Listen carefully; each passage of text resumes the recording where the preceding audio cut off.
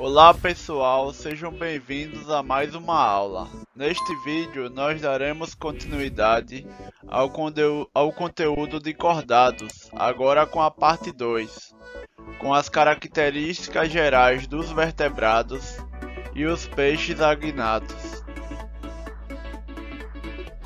Agora nós veremos o filo Chordata, o subfilo Vertebrata. O subfilo Vertebrata é o maior e o mais diversificado do grupo do filo Chordata, sendo constituído por aqueles animais que apresentam uma coluna vertebral como suporte axial do corpo. Então, todos os animais que possuem coluna vertebral, eles pertencem ao subfilo Vertebrata, que faz parte do filo Chordata. Então, por exemplo, o ser humano, ele faz parte do filo Chordata, que é do reino animal, filo Chordata, e do subfilo Vertebrata, que são os animais que têm coluna vertebral. Entre os vertebrados estão os peixes, os anfíbios, os répteis, as aves e os mamíferos. Aqui nessa figura, nós vemos o esqueleto de alguns vertebrados, por exemplo, os peixes, anfíbios, répteis, aves e mamíferos, que esses animais fazem parte do subfilo Vertebrata. Agora nós veremos as características gerais e classificação dos vertebrados. A classe Cyclostomata é representada pelos agnatos, ou animais sem mandíbula, como as lampreias e os peixes-bruxa, também chamados de feiticeiras. A classe Chondrichthyes são peixes com esqueleto cartilaginoso, com destaque para tubarões e raias. A classe Osteichthyes são peixes com esqueleto ósseo, como lambaris, trutas, salmões, dourados e sardinhas. A classe anfíbia é representada pelos anfíbios, como sapos, rãs, salamandras e cobras cegas.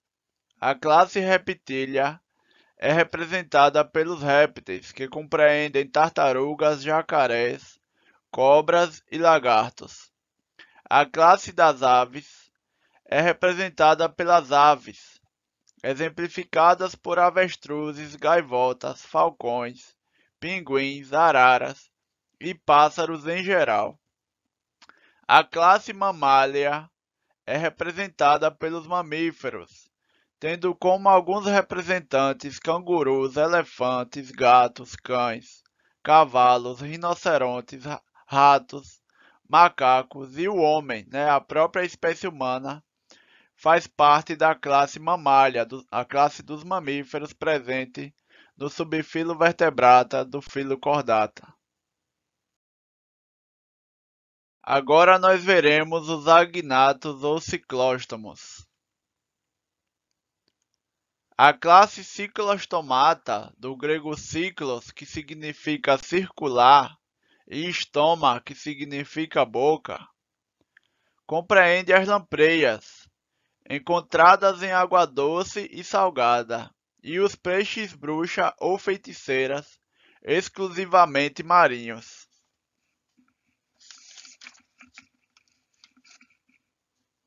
Os peixes-bruxa são animais marinhos de corpo alongado e coloração rosa acinzentada, com até 1 metro de comprimento. Seu esqueleto é constituído pelo crânio, pela notocorda, presente também na fase adulta, e por raios cartilaginosos da nadadeira caudal.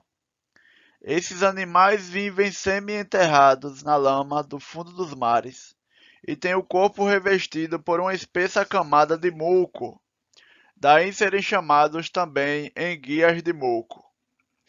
Graças à flexibilidade e ao muco escorregadio que recobre seu corpo, os peixes-bruxa são capazes de dar rápidos nós em si mesmos, o que lhes permite escapar de predadores. Há cerca de 60 espécies descritas, que vivem geralmente a centenas de metros de profundidade. Os peixes-bruxas apresentam em torno da boca tentáculos curtos com função sensorial.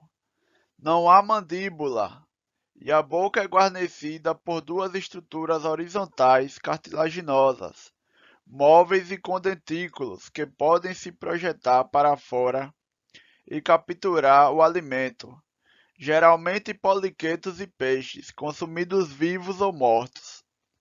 Peixes-bruxas são monóicos, ou seja, o mesmo indivíduo tem os dois sexos, mas geralmente apenas um sexo é funcional em cada indivíduo. O desenvolvimento é direto, sem estágios larvais.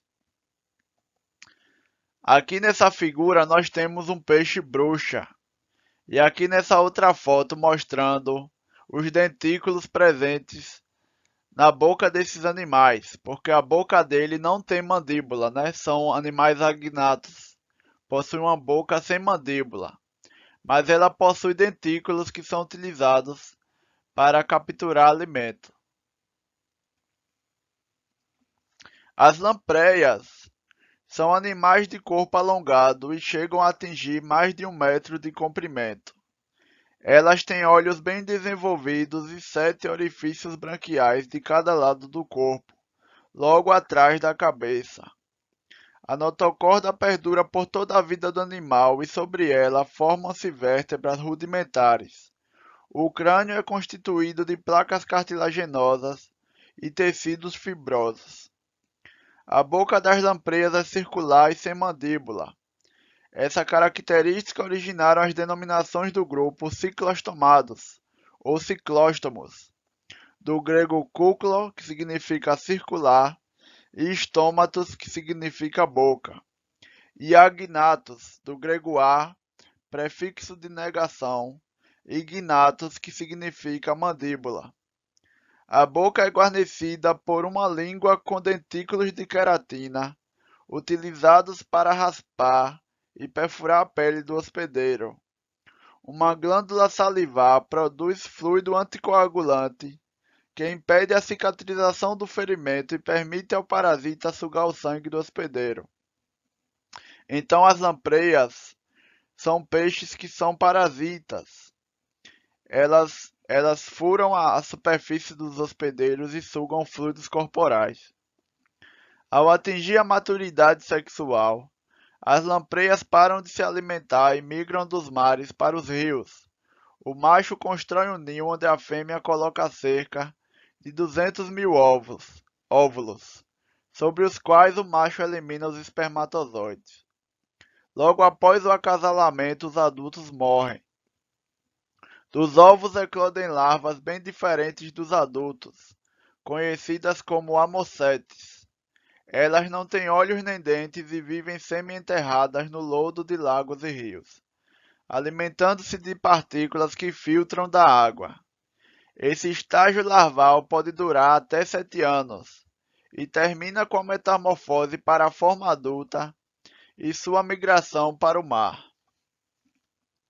Aqui nessa outra foto, nós temos fotos de algumas lampreias, né?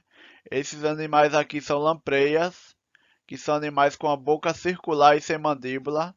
E esse de baixo aqui são o peixe-bruxa ou feiticeira.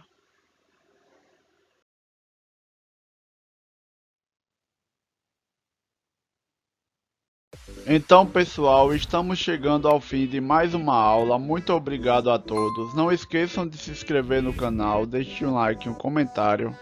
Também ativem o sininho das notificações. Muito obrigado a todos e até a próxima. Valeu!